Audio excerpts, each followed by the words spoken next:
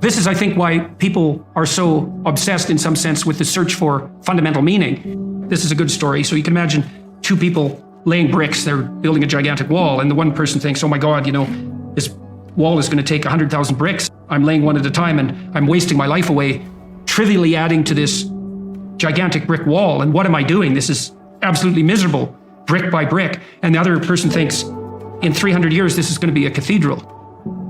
And so the person in the second state is doing exactly the same thing at a local level, laying bricks, but each brick is related to a very high goal. And that means the reward that's attendant upon the laying of the brick is proportional to the goal of the entire behavioral process.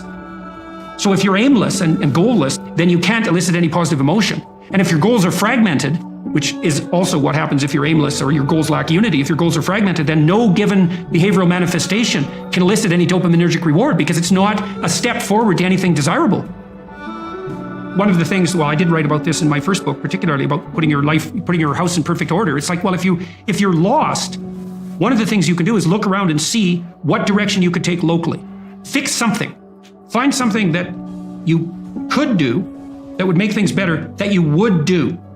And there's a humility in that too, because especially if you're in a low energy state, it's like, oh my God, I don't have enough energy to make dinner. It's like, do you have enough energy to put a fork on the table? And sometimes people are so depressed that that's really all they can do. Can you take a small step forward, no matter how small that is? Implement a micro routine, even something like washing a cup and putting it back in the shelf. And that's a good thing because you have a shelf and there's cups on it. You've already decided that's an appropriate way to live, is to have your coffee cups on a shelf.